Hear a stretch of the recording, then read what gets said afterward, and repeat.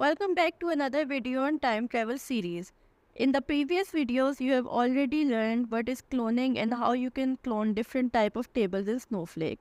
In this video, you are going to learn how you can use the clone keyword with reference to time travel and how it works with reference to time travel in Snowflake. Let's go to our Snowflake account, and the first thing that I'm going to do is I'm going to create a new table which is going to be called tt underscore before underscore clone. And these are all the columns that will be present inside the table, and the data retention period for this particular table is set to 3. Let's execute the query to create the table, and you can see that our table has been successfully created. The next thing I'm going to do is I'm going to populate this table with some rows. So for that, I'm going to use this query insert into tt underscore before underscore clone, and I'm going to insert the data from the Snowflake sample data database, and the table is going to be orders, and I'm going to limit the number of rows to 10. Okay, let's execute the query, and you can see that 100 rows have been successfully inserted into the table. Now let's quickly verify the insertion. And for that, I am going to select all the data from the tt underscore before underscore clone table. Let's execute it. And after a while, you will see that it has fetched all the data from the table. This means that our data has been successfully inserted into the newly created table. Now, let's perform some delete, update, and insert operations on this particular table and record the query ID for each of these queries. So I'm going to start by deleting some rows from this table, and for that I'm going to write this query, delete from the table where O underscore order priority is 5 low. Okay, now let's execute this query to see how many rows got deleted. Okay, so a total of 17 rows got deleted. And in order to save the query ID, click on these 3 dots here and click on copy query ID. And in order to keep a record of the query ID, let me add a comment here and add the query ID here. Okay. Now let's see how many records are left in the table, and for that I am going to write this query, select count star from the table. Let's run it, and you can see that now the table has 83 rows. So let me add a comment here saying records equal to 83. Let's move one step further. Now I am going to update some records from the table, and for that I am going to use this query, update table, set O underscore order status equal to X, where the order priority is 3 median. Okay, let's execute the query, and you can see that a total of 21 rows have been updated. Let's go back and copy the query ID for it too. Go to query detail and select copy the query ID. And then once again, I am going to add a comment here to keep a record of the query ID. Okay. Let's record the number of rows too. So 21 rows were updated. Okay. Now let's go ahead and see that how many records are now present inside the table. And for that, I am going to use this query.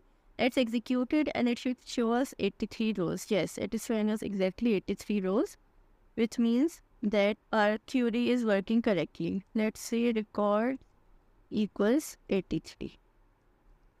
So the data has been successfully updated. Now let's go ahead, and I'm going to insert a few more rows into the table, and for that I'm going to use this query, insert into the table, select star from Snowflake sample data orders table, where the O underscore order priority is 5 low, and I'm going to insert 50 rows from the table.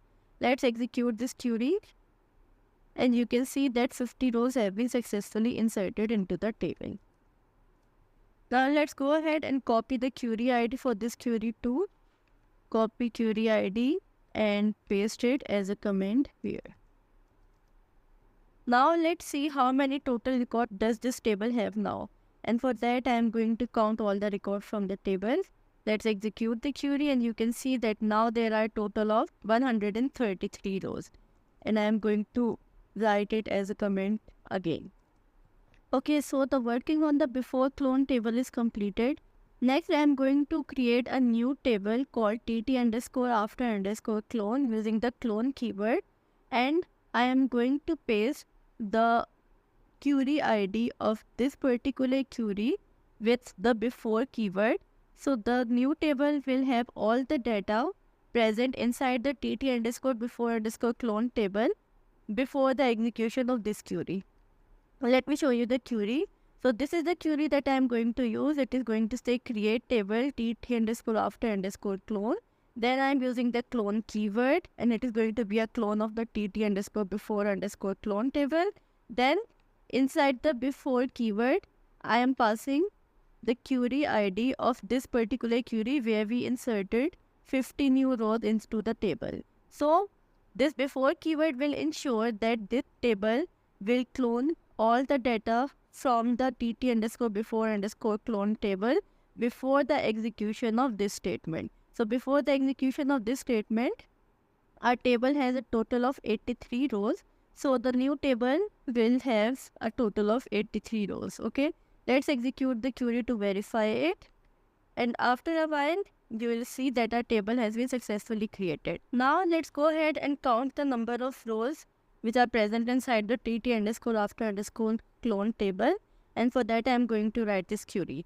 Let's execute it, and it should have a total of 83 rows. And yes, you can see that this table now has 83 rows because we cloned the data that was present inside the table before the execution of this query. Let's go ahead and see how the table looks like. And for that, I am going to write show tables like tt. Let's execute it. And in the results, you will see that these are the two tables that I have, tt underscore after underscore clone and tt underscore before underscore clone. And if I scroll horizontally, you will see the total number of rows which are present inside each of the table. And you can see that the retention period which was assigned to the tt underscore before clone table has been also cloned for the tt underscore after underscore clone table. Okay, so this means that when you clone a table having a certain retention period, then the retention period is also cloned for the new table. We have seen that our before clone table has a total of 133 rows, whereas the after clone table has a total of 83 rows. One thing to notice is that the time travel data is not available for the clone table. So if I execute a query like this on the before clone table with the statement, let's go upward, and this is the query that I'm going to pass as a statement. So if I pass this query inside this table, this query is going to execute successfully, and I am using this particular query ID because it was a query at which we deleted 17 rows from the table. So if I run this statement now, it is going to give me all the records that were present before the execution of this query, which means before deleting 17 rows from the table. So the number of rows should be 100. Let's execute it to verify the data. And upon execution, you can see that a total of 100 rows are present, and these are all the rows that were present inside the table before we deleted the 17 rows. Now let's see that if we execute this statement for the tt underscore after underscore table, we would get the same data or not like the before clone table. Let's execute it, and I'm passing the same query ID for this query also. And it is giving me an error that time travel data is not available for the table tt underscore after underscore clone. The requesting time is either beyond the allowed time travel period or before the object creation time. This is because the query ID that we passed as a statement was executed before the creation of tt underscore after underscore clone table, and so the time travel data is not available for this table. So if I summarize this, the clone table does not have any history of the data of the table through which it was cloned. So you have to remember that the query ID that you passed while creating or cloning the table, only that data will be passed into the table, and the clone table will not have any time travel history or time travel data like the table from which it was created by using the clone keyword. So this is how you can use cloning with reference to the time travel. That's all for this video. I'll see you in the next one.